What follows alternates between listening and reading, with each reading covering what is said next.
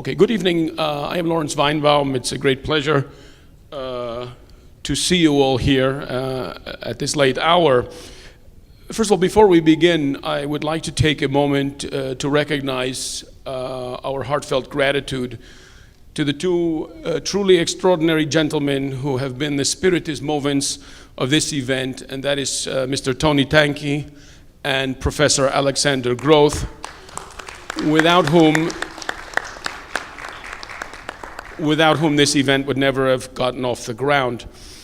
I can tell you that in January of 2012, when my colleagues and I published Yehuda Bauer's iconoclastic article entitled "The Holocaust, America and American Jewry," none of us could have imagined that it would have precipitated the passionate debate that it did, and that it would even lead to an exciting international conference. But here we are.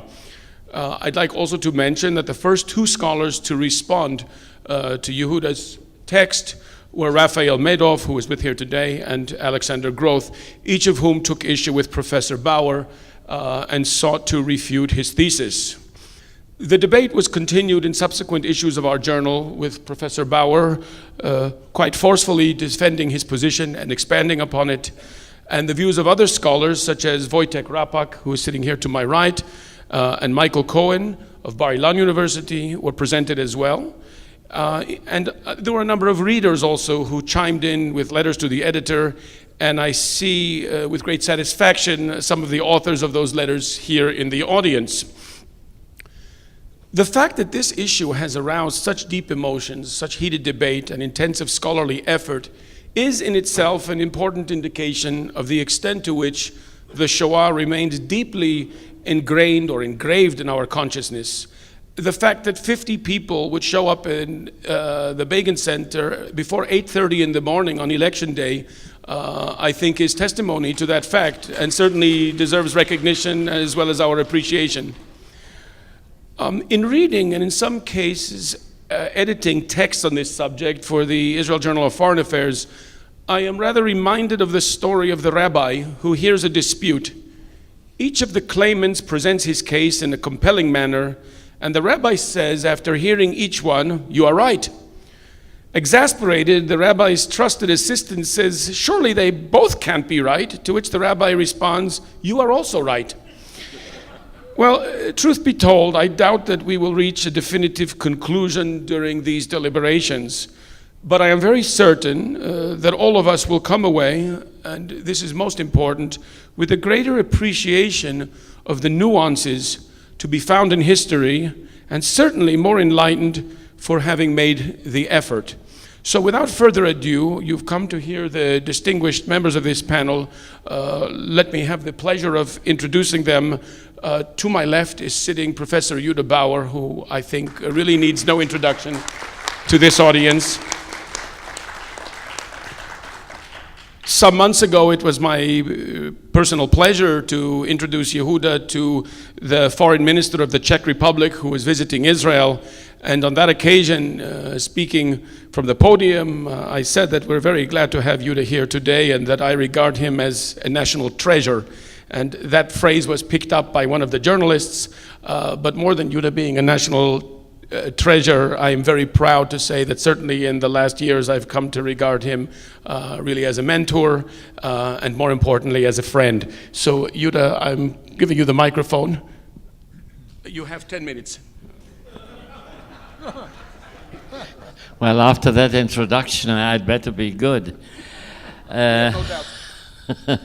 I want to make 4 brief comments. One relates to what my close friend and colleague Robert Wistrich said this morning. You see, the anti-Semitism of the Nazi movement was not just a particular part of Nazi ideology. It was the central part of Nazi ideology. And I think one can prove from documents, German documents, that it was a central or one of the two central motivations for the outbreak of World War II. There is a memorandum by Hitler to Goering. It's the only time Hitler wrote a memorandum, in terrible German, by the way. It has no date, but German historians have fixed the date between the 22nd and the 25th of August 1936. And in that memorandum, Hitler explains to his number two, Goering, why Germany has to prepare for war within 4 years. And the reason is that unless it does so, international Jewry will control the world through Bolshevism and destroy, even annihilate the German people. Therefore, there must be a war.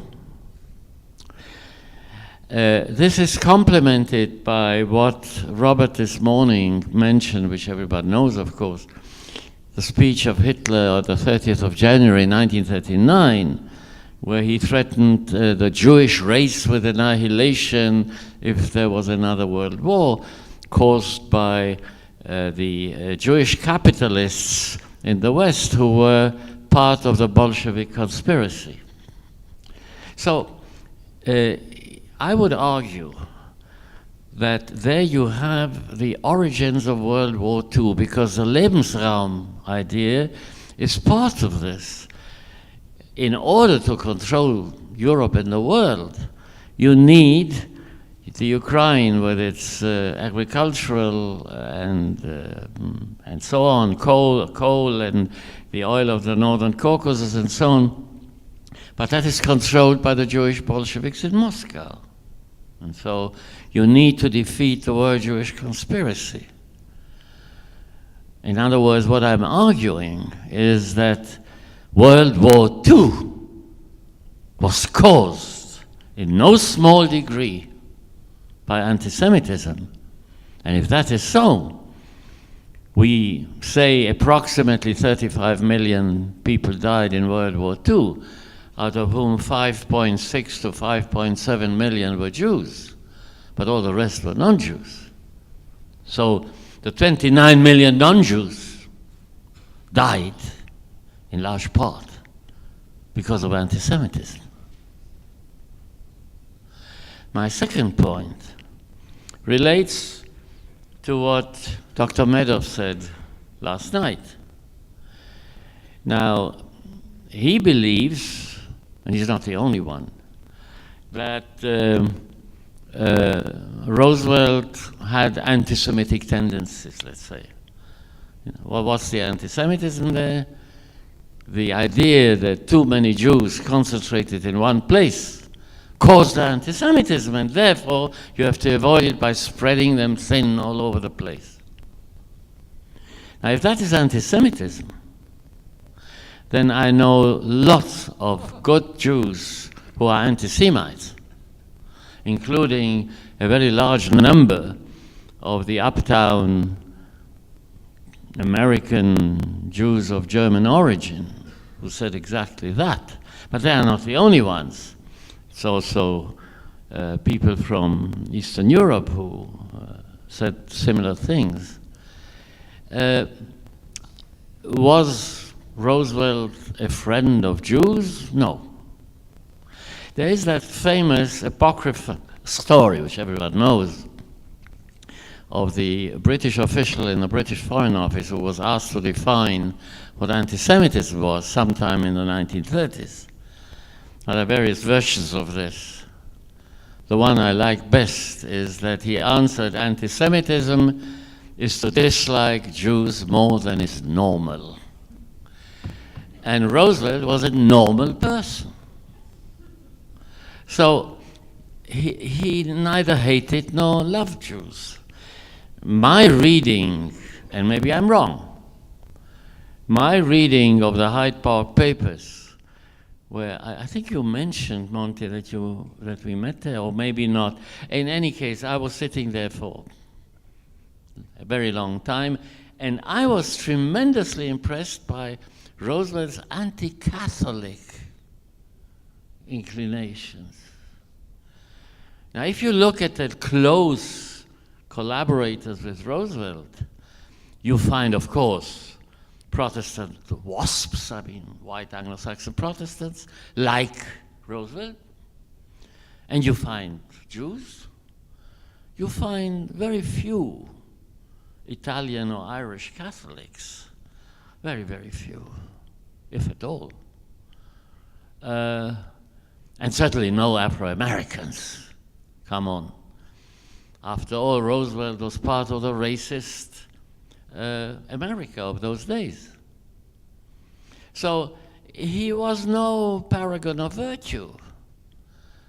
And is it really relevant? I mean, to find out exactly, well, maybe yes, I don't think so, but that's an argument for the future. My third point relates to the statement by Roosevelt in his letter to Herbert Lehman on November 13, 1935, after Lehman asked him to increase the number of refugees, Jewish refugees from Germany. He said 5,000. And Roosevelt responded that the State Department had issued instructions, quote, now in effect, that refugees should receive the most considerate attention and the most general and favorable treatment possible under the laws of this country. Did anything happen in the wake of this? Well, yes. The number of refugees from Germany in fiscal 33-34 was a paltry 4,392, 34-35, 5,201, 5 to 6, 3,646, 6 to 7, that's after this intervention. It jumped to 10,395, 37 to 38, 17,199, and 38-39, the whole quota was filled completely, and there was a refusal by the administration to demand of the 15,000 people with visitor visas who were permitted to go into the United States to be deported or to be asked to leave and so on and so forth. Now, if Roosevelt was responsible for the bad things, and he certainly was, then he must have been responsible for the good things too. So this idea you see of black and white, I don't quite accept. There are various shades. I miss the gray. And in order to understand the period of time with which we deal, we need to see the color of gray very clearly. Now, the fourth point is the statement that Rabbi Wise in 36 asked Roosevelt to intervene with the British to permit more immigration of Jews to Palestine. And the argument is here you have a case where American Jewry really acted through Wise. And it worked, because Roosevelt talked to the British, and there was afterwards a tremendous increase in Jewish immigration to Palestine. Wrong. At the end of 1935, an Arab armed band led by an Islamist priest, Izzeddin al-Qassam, attacked British forces in Palestine. He was pursued, he was killed, and as a result of that, the Arab rebellion broke out, which took 3 years for the British to defeat, because the British in 37 actually had all of 6 divisions ready for fighting, and 2 of them were in Palestine. And one of the commanders was an officer by the name of Bernard Montgomery. Now, in 1935, the British permitted, that's before the Arab Rebellion, permitted a huge number, relatively speaking, to the Jewish Yishuv at that time. 60,000 Jews from Europe, no, 60,000 Jews altogether, to come to Palestine, of whom only 22% were from Germany, because the Jewish Agency at that point thought, probably rightly, that the greatest danger now was for the Jews in Poland, who were suffering a terrible economic disaster. So, 60,000. In 1936, that figure went down because of the Arab Rebellion and the British reaction to it, to 29,727. In other words, it was halved. This is where Roosevelt's intervention comes in November. In 1937, instead of 29,727 a year before, it now was 10,530. In 1938, it was 12,868. In 1939, it was 15,380. In other words, Roosevelt's intervention was a total flop, a total failure. The British went their own way. They thought there was this terrible Arab rebellion and they had to cut the Jewish immigration.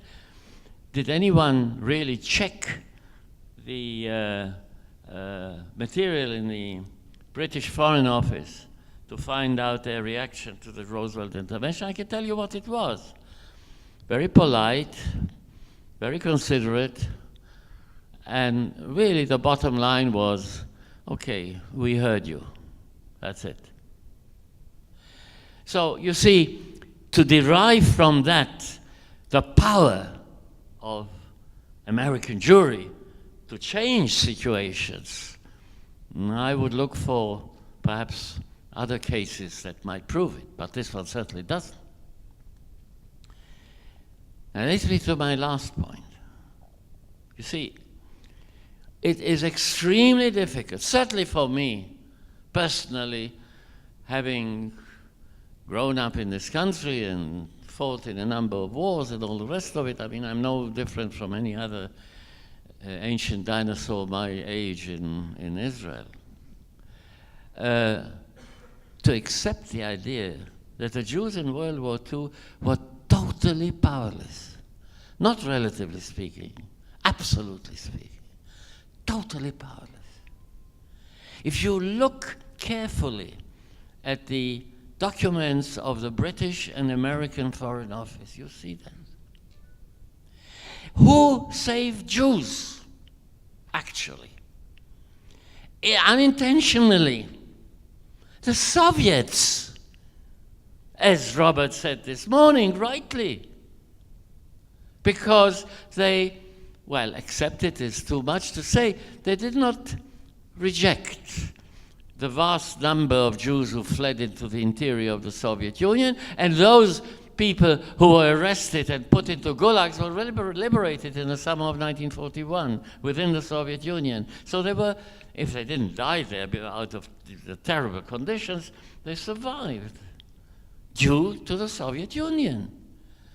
And something that you may not know, contrary to Roosevelt, contrary to others, in November 1943, the High Command of the Soviet partisan movement in Moscow issued an order to all the commanders of the partisans behind German lines that rescuing civilian populations was part of their job. They didn't become pro-Jewish as a result of that, but the anti-Semitism and thousands of Jews were killed by Soviet partisans, and thousands others were saved by Soviet partisans. The relationship to the Jews improved no end. Vasily Chernyshev, commander, nicknamed Platon, who is recognized by Yad Vashem as the righteous among the nations, a general Chernyshев, Platon, rescued Jews. Certainly, he was helped by that decision.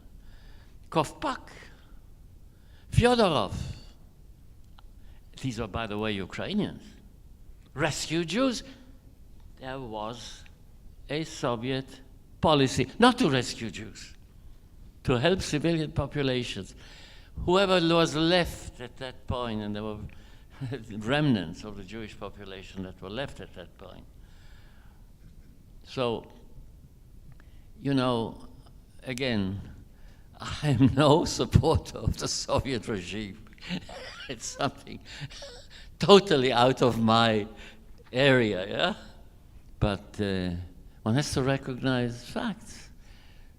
As Robert again said, whoever survived in Europe survived because of the Red Army, not because they liked Jews. Thank you.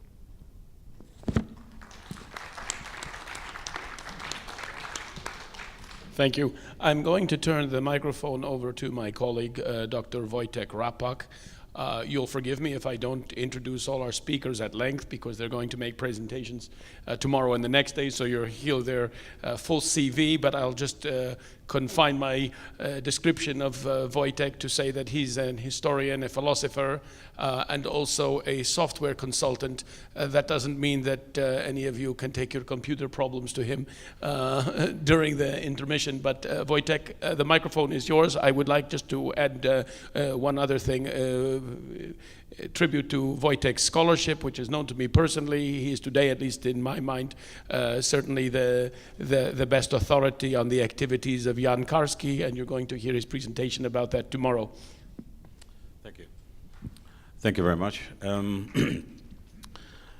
I've got 4 points, and the first one has to do with what really was the origin of this conference, and that was the article which Professor Bauer wrote in your journal 2-3 years ago, and then the debate which continued after that. I contributed just a very short piece on that, but it was a debate from which I took something which I wonder whether it has actually affected any of or moved any of you as well. Professor Bauer had the concluded something like this, that after 40 years of studying the Holocaust, he came to the conclusion that the Allies could do very little. The Allies could have, and to use his memorable phrase, they could have saved the thousands, they could not have saved the millions. And my general impression of what has been said so far is that I think that people are, or the speakers, and also I think the questioners are broadly in agreement. We talk about refugees, we talk about emigration, we talk about plans and rescue schemes which might have saved thousands. Perhaps they might have saved more thousands, but they could not have saved the millions. And that leaves us with a bigger question, and it's a sort of a very sort of a horrific thought, which is nothing could have been done about the mass murder that took place, apart from saving of the thousands. That this is a catastrophe which was visited on the Jews in the 20th century. It is something which is let's say, the central event of World War II. I think the phrase is Tim Snyder's. That it is something which we can try and to formulate moral reproaches towards Roosevelt, towards other people, and rightly so. But again, they are moral reproaches which will not change the underlying point, which is that the Allies could not have done anything to stop the mass murder.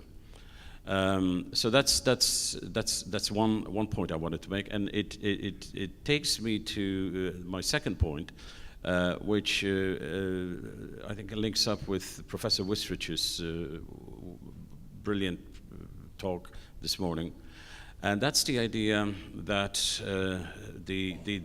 in order to understand the Nazis, we have to somehow grasp the notion that they were driven by a demented ideology where there was this central place for the enemy Jew. I mean, it's also a central thought, I think, in Saul Friedlander and other scholars as well. But it's this idea, I think Professor Wistrich said that it was a sort of a metaphysical notion that for Hitler, for the Nazis, and I suppose as the war went on and as the ideology was taking root in the minds of more and more Germans, this was the driving force.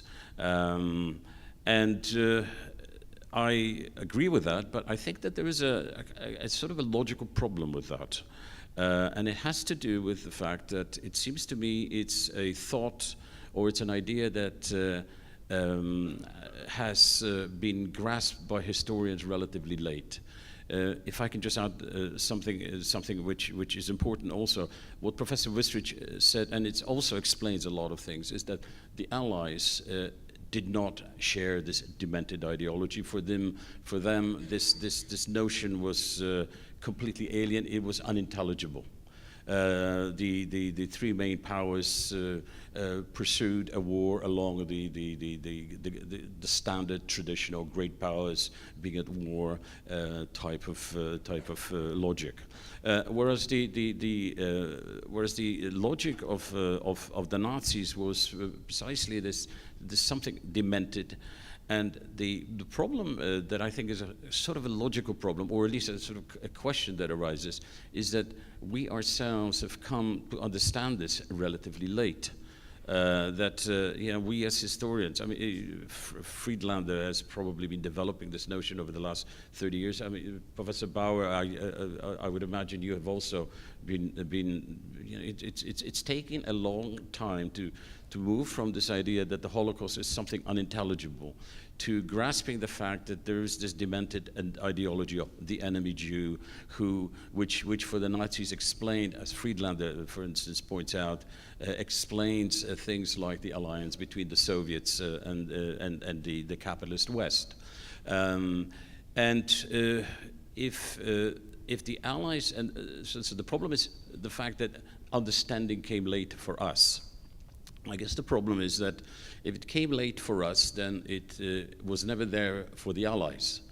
And if it was never there for the Allies, they were in a way condemned or stuck in this logic of. I mean, if we use borrow the terms from the declaration, the 17th of December 1942 declaration, a logic of retribution. When the war is over, the criminals will be punished. And that logic of attribution meant that the attempt to try and stop the Holocaust by the Allies was never going to be an act of war for them. All they could do is mount humanitarian actions. All they could do, they could only think about any rescue plans in these humanitarian terms. So that's my second point. Third point, and this relates to Professor Stolla's presentation, but also some of the questions that came from the floor about about Poland, and I'm going to be talking a little bit about that tomorrow. And that is the question of what could the Polish government in exile and also the Polish underground state do? What could they do? I think it's important to note, and I think the ambassador may have mentioned something about that. It's to note the the important works on history that have been produced in Poland over the last, say, 15 years. I'm not mentioning just the Jan Gross book, but also Professor Stolla's own book about Schwarzbart 20 years ago. But more recently, works by Barbara Engelking, by Jan Grabowski, by Darek Libionka, and so forth. And especially, I mean, just to Grabowski's book on the, which does very carefully, meticulously researched writing or presentation on the blackmailers, on the plague of blackmailers, especially in 1943 after the end of the ghetto uprising. The works by Barbara Engelking, both of them have been recently translated. So I do recommend that you have a look at that. Barbara Engelking about the situation on the countryside, the killings on the killings of Jews hiding in the countryside. And a most moving book, and my friend and mentor Anthony Polonsky says of a book like that basically she makes Jan Gross's neighbors seem like child's play. These are works which are very important for Polish history. And they are important as historical works, and they are also wonderfully written. Barbara Engelking stresses the fact that for the Jews hiding in the Polish countryside, where, as she points out, there were really very few Germans about. It was, as she put it, very difficult to find a Pole who helped. Finding a Pole who helped was like finding an angel. On the other hand, Grabowski goes into the details of the whole terror system which the Germans managed to implement, to do with hostages, to do with holding hostages, to do with death penalty, and so on. So it's a complex picture. So that's my third point, and the final point. It's just a quick point, which relates to my friend Michael Fleming's presentation, and his distinction between civil society and the way in which the state or political power is used to suppress civil society, from which there may come voices or articles or news or information about the Holocaust.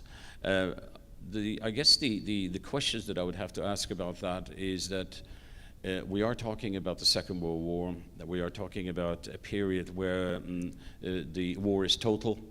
And in a total war, the notion of a civil society as being somehow separate from state power is I think, quite difficult. So that is something that I would want to discuss further with him, but those are the points I wanted to make. Thank you.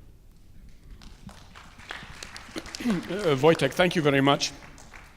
On a personal level, I too would be remiss if I weren't to comment on your evaluation of the work of Polish historians in the last 25 years.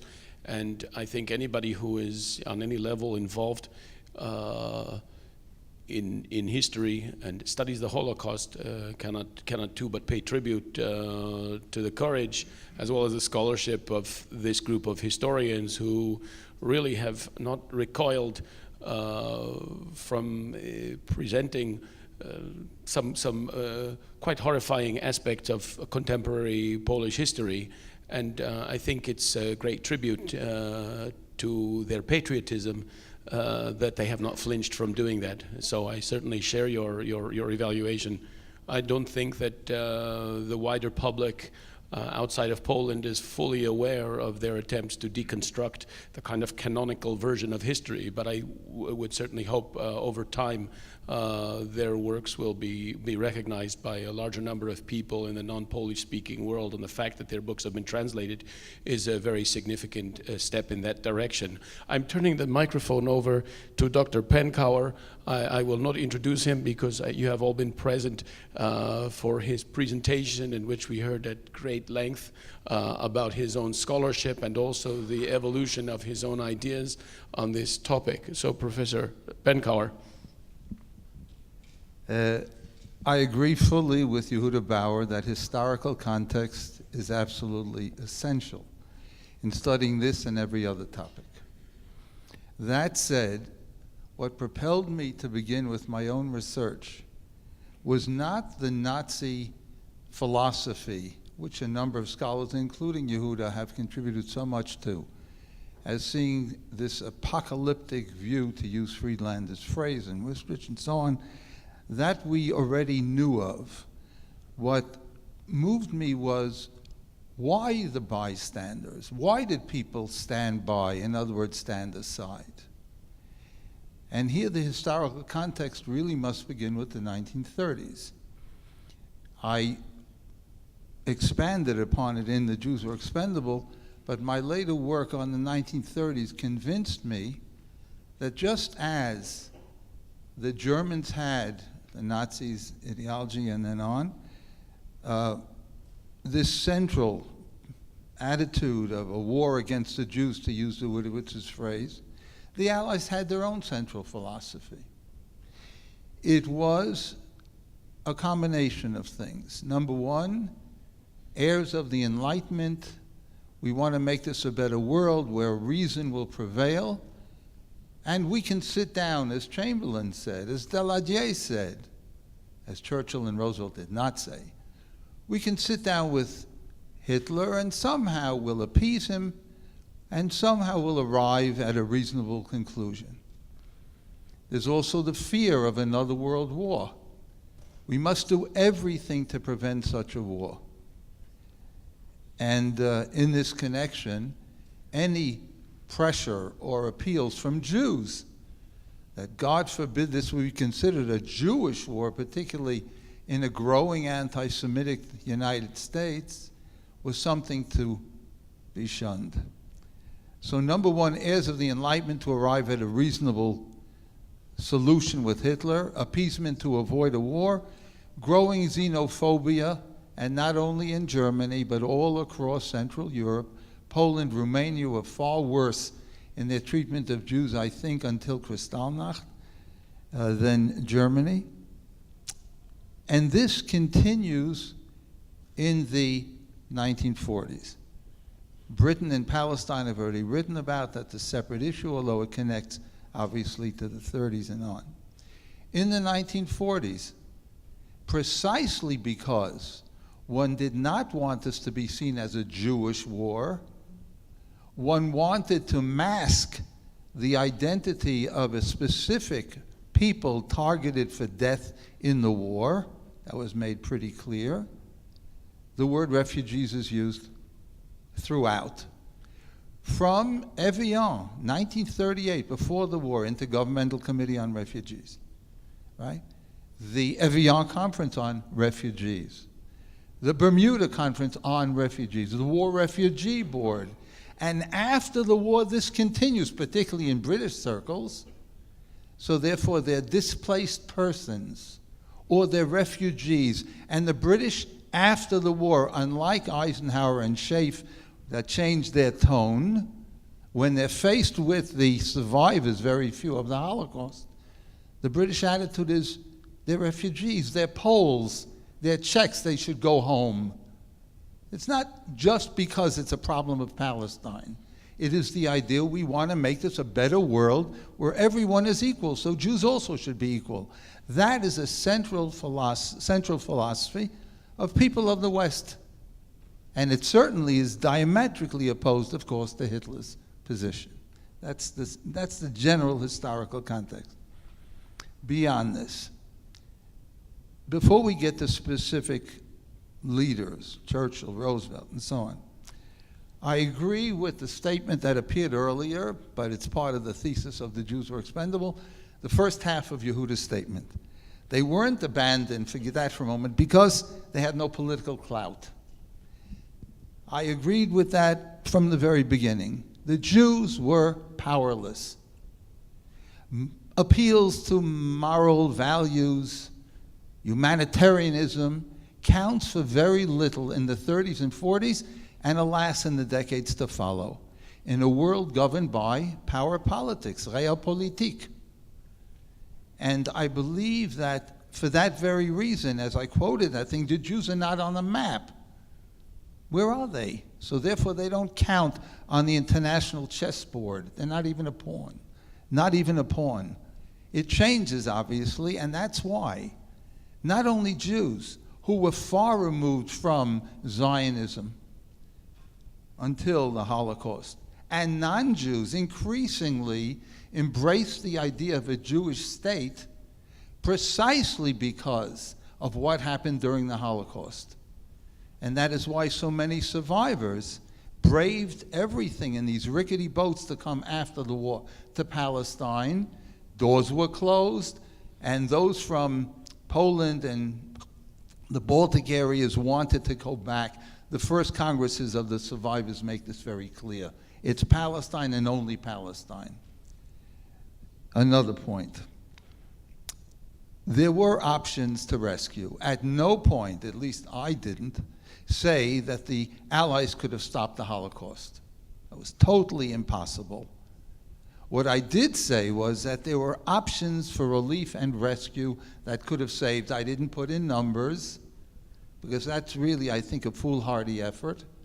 But I gave specific examples where concerted efforts could have been taken, and even Hilberg himself in his last book on this, and on the bystanders, I quote him, said, where they were feasible possibilities. Hungary and Horthy. Of course, he doesn't love Jews at all, but he wants to be on the winning side. So when it appears that the Red Army is advancing and the Germans are losing, he's ready to offer children and others, etc., etc. It took a month before the Allies responded, just as delays in the Eichmann Bloods for trial, whether or not that was feasible, but delays take account. In 1943, Regner's plan to get funds to save Jews in France and Romania that were feasible. Delays for half a year of the State Department, and so on and so forth. More to the point, and I don't see historians picking up on this, so I throw it out again. At the very end of my book, in trying to understand lack of response to help Jews, I remember the statements, not only vis-a-vis the bombing of Auschwitz, we can't do anything to hamper the war effort, etc., etc., standard position, British and American. And yet they aided others under Nazi occupation and diverted supplies and efforts to help certain people. And I gave examples of this. Why didn't they do it for Jews? There were options. Limited, but they were there. Interestingly, and here I took strong issue with both, and that's the one time when Raoul Hilberg and Lucy DeWitt seemed to agree. And that was that, and I challenged him on this, when Hilberg says in the very beginning of his chapter that from the very first Civil Service Act of 1933, the road was paved to destruction and so on and so forth. And DeWitt basically says the same in terms of it's a war against the Jews, can't be stopped, etc., etc. But in fact, we know in the 1930s there was no Holocaust. There were options. People could have brought Jews into various places of refuge, etc. And even during the war,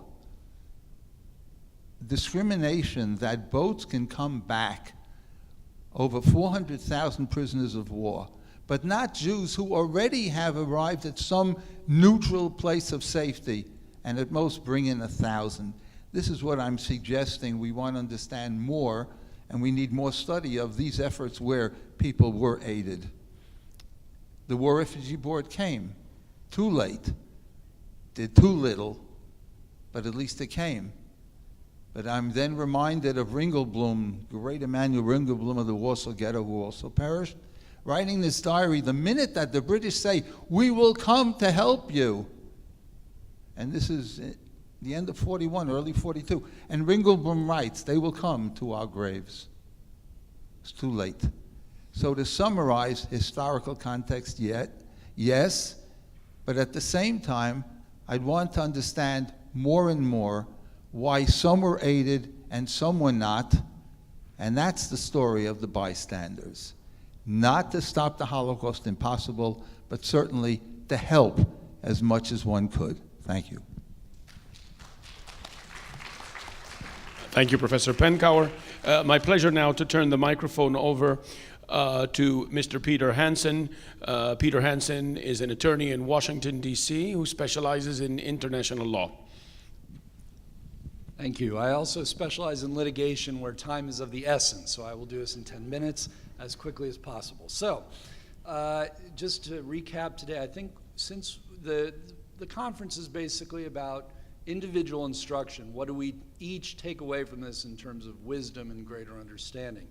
There are 3 points which pop up over and over in this, I think, and as one, there are 3 pillars: morality, prudence, and knowledge. Morality is what should have been done.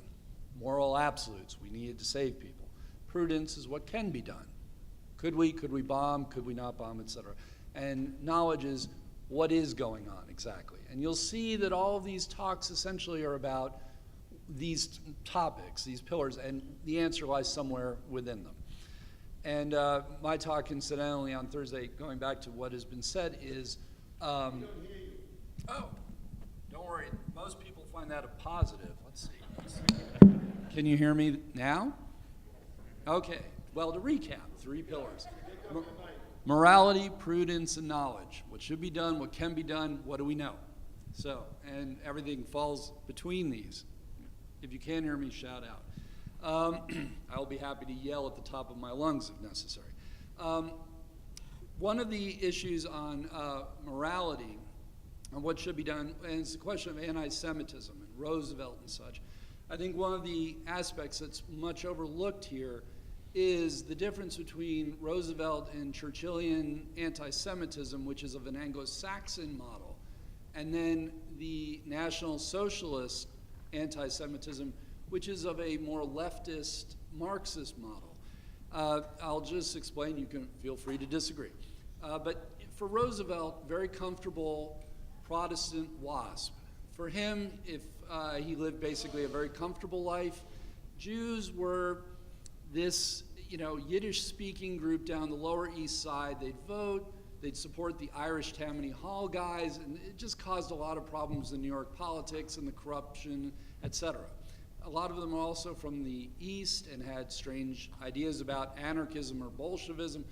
So to him, and to a certain extent Churchill, it was the Jew as nuisance. They were impacting on them, on their consciousness in a certain way, and maybe on their professional interests.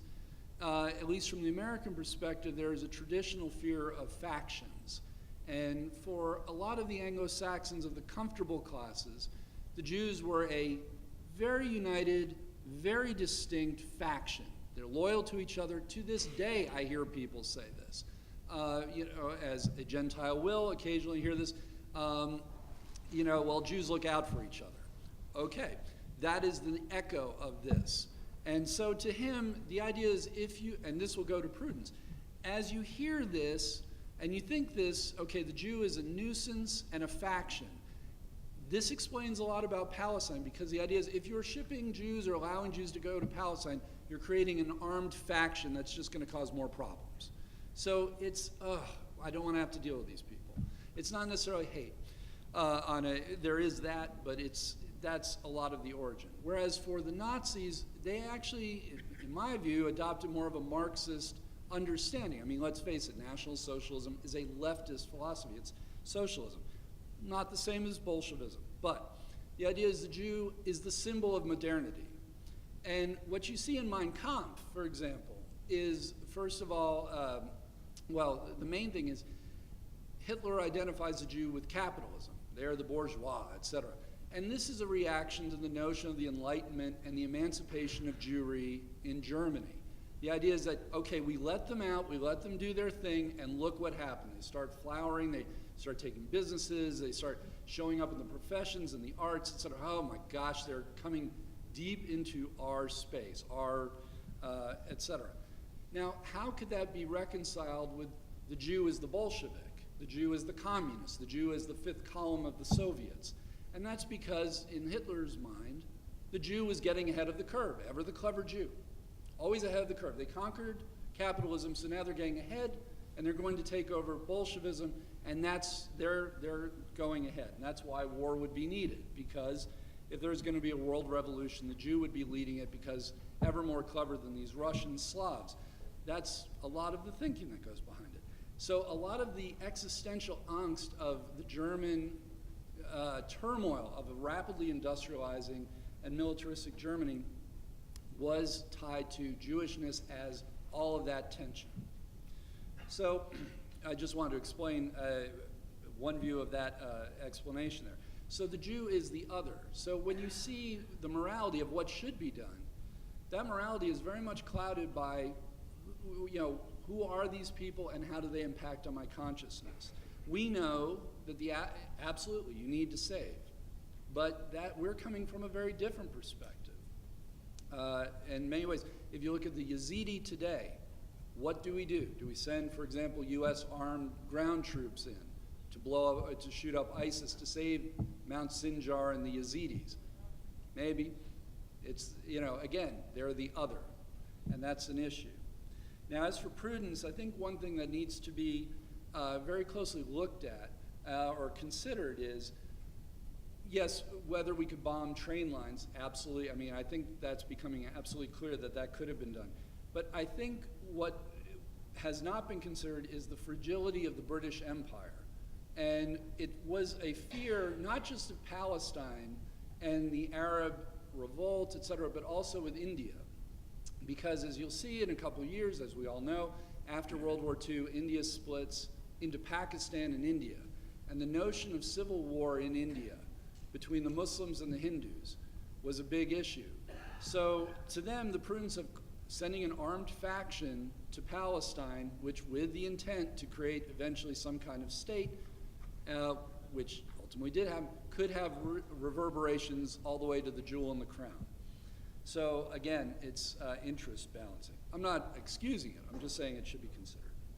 And then finally, as to knowledge, I found this very interesting with Professor Fleming's talk and Professor Stoll's talk about with policies and such. What's interesting is how absolutely alien it is from today. Whereas today, you would never trust authorities at all about what they're telling you. That's anything the authority says is commentary. And so, but this brings us to one brief issue, which is propaganda, which is if you read in small subscription-only Jewish papers in New York or London that Auschwitz is running, that thousands, hundreds of thousands are being killed, it's very easy to dismiss. Because you say, oh, that's propaganda, that's the Jews telling us huge numbers, yada, yada. It's easy to dismiss. Now, thankfully, what's coming out in this conference is the people who knew, who were empowered, did know and did nothing. And I think that's a very positive thing that that's getting out. But the populace was not being told, and that is a shame. Finally, I'll just note with Professor Stolla's point with the anecdotes, a gentleman asked about the underground and Jews fearing for their lives, and the policy was that it was not allowed, that you had to save Polish Jews. It's interesting, we always have to look at what was the formal position, what was actually done by people, and how much connection and how much actual governance control there was to enforce these policies. And so a certain amount of human forgiveness, not so much forgiveness for the perpetrators, but for the weakness of humanity in being able to control events, I think has to come in here. I think my time's up. Yes, it is. Okay, thank you. Thank you very much. As the time is very short, what I would propose to do is I'm going to allow each of the panelists literally 2 minutes just to respond to anything they've heard here. We will do that in the order in which the speakers have made their presentations, and then I assume we'll have about 5 minutes or 10 minutes at most for questions, and I would implore everyone to please ask questions and not to make their own presentations or manifestos. Judah. Well, there's very little for me to disagree with here, because I think it's more or less a sort of kind of a united panel. What I would like to perhaps to say, to emphasize, is something very interesting. I work at Yad Vashem, and our relationship as researchers, as academics, if you will, our colleagues, our closest colleagues, the ones with whom we work in very close cooperation, are Germans and Poles. Now, you can actually explain this quite simply, because both in Germany and in Poland there's every reason to enter into this topic. And therefore, when I hear my Polish colleagues talking about something that is happening in Poland today, in the last 10 years or so, a whole group of wonderful Polish historians and researchers, not only historians, by the way, who are doing a tremendous job in order to find out what their own society did during that period of time. And it is completely different from the official version that was not only during the communist times, but afterwards as well. The same applies to Germany. Increasingly, the Germans are also dealing with bystanders, with what part of the world. And this is my final comment here. You know, Mr. Hansen just mentioned topical things today. Now, there's a point where Dr. Madoff and I are colleagues in an effort in this area, because from the Holocaust we derive the obligation, not only, but certainly also, and perhaps especially, as Jews, to try to prevent. I'm not drawing any parallels or any analogies. I get the willies when I hear analogies, but there are similarities, and what is happening today in large parts of the world, I don't have to tell you, you all know that, is something that reminds one of what happened then. Bystanders, my friends, we are bystanders.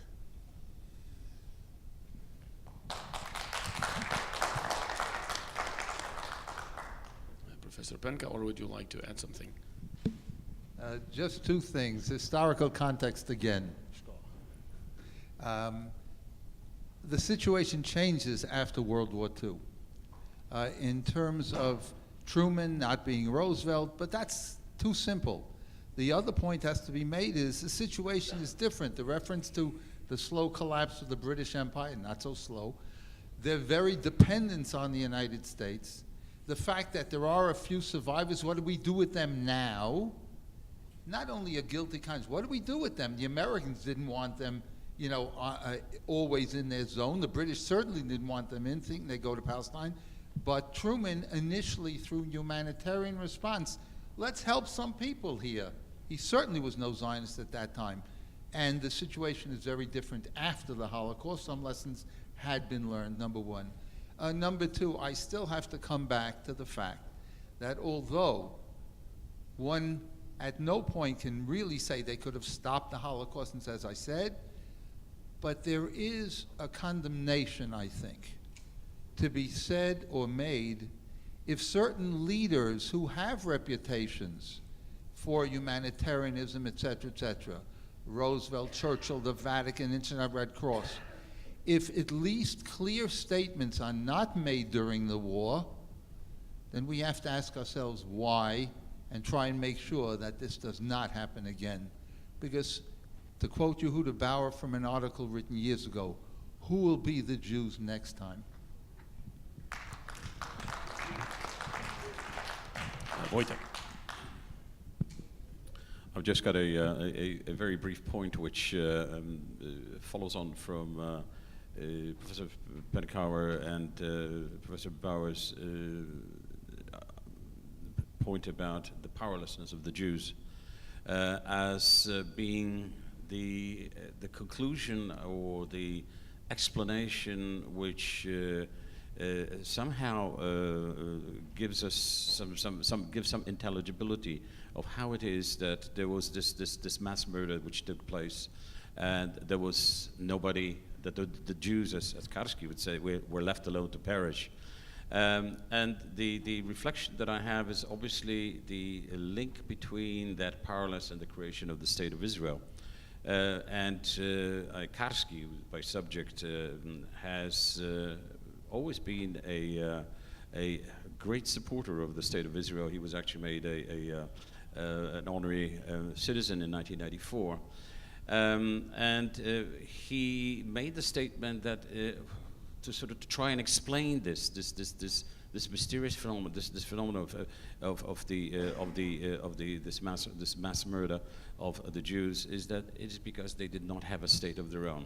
He was a Zionist. Maybe it was what the Polish thought, what the Poles thought before the war, or whatever. There is obviously a link between this idea of the powerlessness and the complete sort of requirement, the need, given the way the world is made, the way the world operates, for the creation of the State of Israel. I think that there is that would be my comment.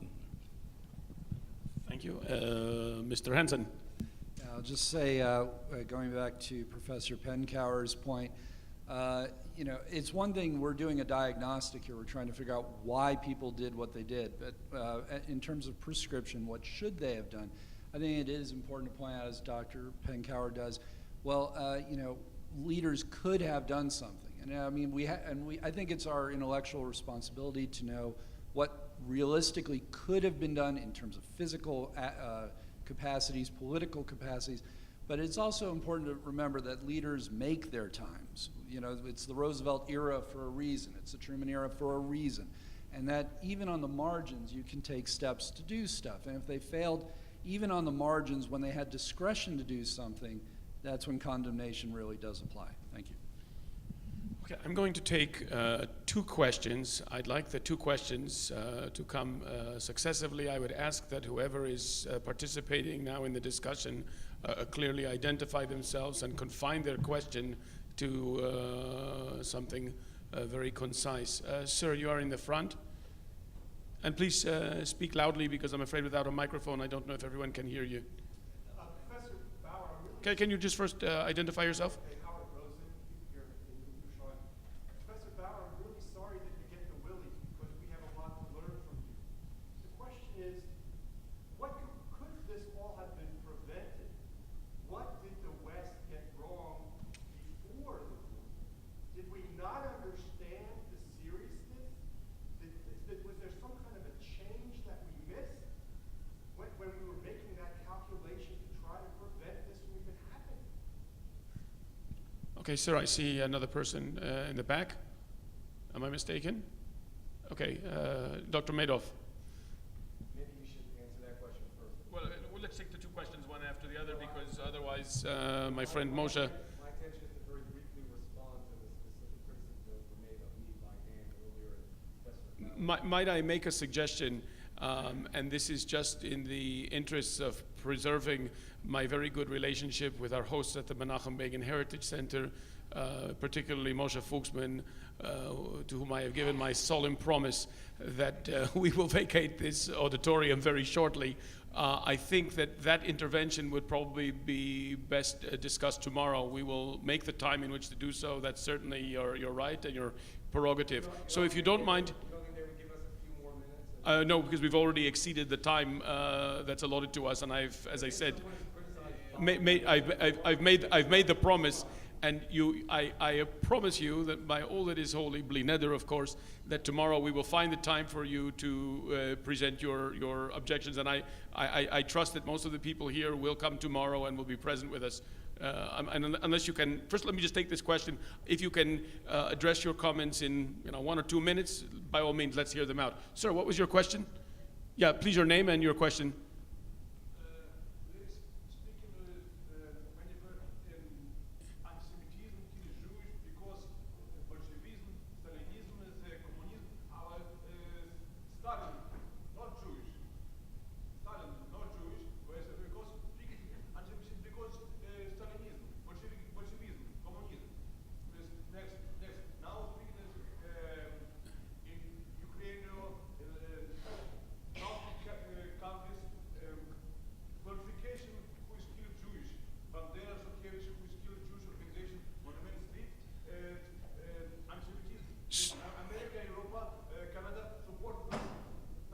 Sir, I don't know if my colleagues on the panel have understood your question. I know I certainly have not.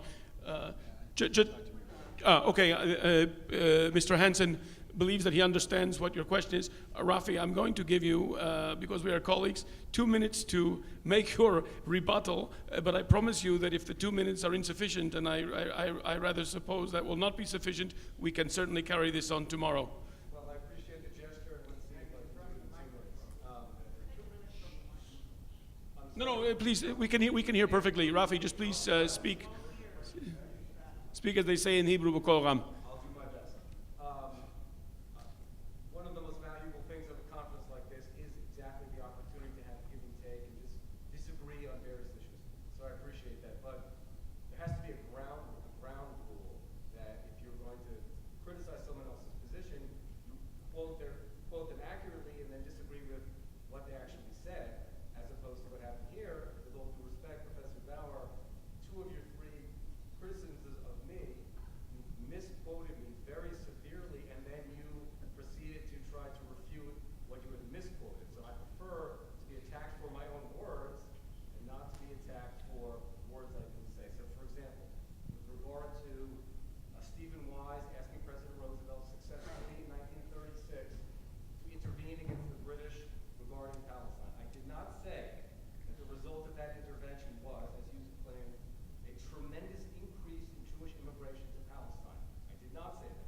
What I said was Roosevelt's intervention prevented the British from shutting off existing immigration by implementing the white paper, as we know, 3 years before they eventually did. I quoted Professor Melvin Urofsky, Stephen Wise's biographer, or sympathetic biographer, who said, and that's where this episode comes from, he said that because the British did not shut down immigration at that point, about another 50,000 Jews reached Palestine from Europe in the next 3 years. I didn't say that was an increase over previous years.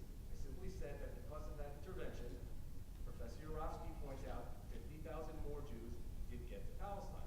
That's a fact. Those are the numbers. That was a good thing. So when you say, if you criticize Roosevelt for bad things, but also the good things, well, okay, this was a good thing. It was not, and I'm claiming that there was some tremendous increase in Jewish immigration.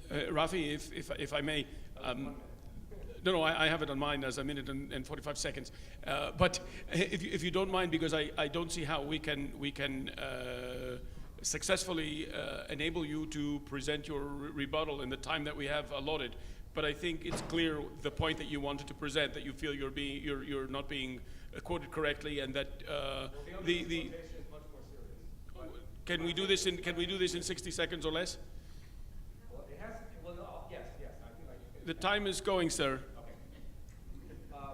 You quoted me as claiming that FDR wanted to spread the Jews out because if they were concentrated, they would cause anti-Semitism, and then you proceeded to sort of ridicule that. I did not say that FDR was concerned about Jewish concentration causing anti-Semitism. He never said that. We don't have any statements from him saying that. He wanted to disperse them, as he said, because he wanted these foreigners to be compelled to assimilate and become full Americans and not be concentrated in professions or areas where they could have then some control over society. It's not that FDR was trying to prevent anti-Semitism. That's not part of the issue. goal. The idea that FDR was not any more anti-Semitic than normal, as you put it, it was not normal to be anti-Semitic in the 1930s. Was there even one member of Roosevelt's cabinet who was an anti-Semite? Was Francis Perkins anti-Semitic? Was Harold Ickes? Was Vice President Wallace? In other words, there were many prominent, important Americans who were not anti-Semitic. So I don't agree. It's just me expressing my disagreement. Rafi, I apologize to you, but I have to now cut you off because. Okay, we will carry this on tomorrow. I am now giving Yuda the microphone to first of all to respond to the question that was posed from the audience, and to Rafi. We will wrap up with a telegraphic. Forgive me for aging myself by dating myself by using the word telegraph. I'm sure the younger people in the audience don't remember what that is.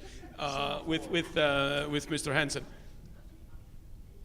Very briefly, the analogy, any analogy with the 1930s is wrong, because in the meantime the State of Israel has been established.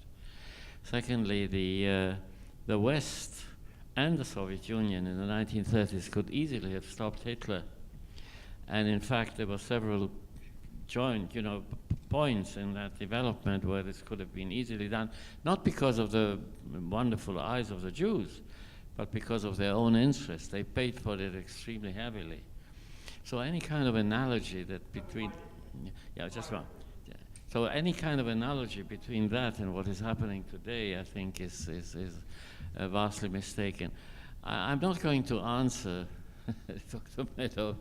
There's no point now to enter into that discussion. I'll try to do that tomorrow. Mr. Hansen.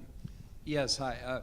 Very briefly to the gentleman also speaking during the break, I'll simply say that there are genocidal figures who are now being honored. It's just the persistence of hatred, nothing more, nothing less. So, and by the way, as for reactions post-war, I'll be speaking on that on Thursday.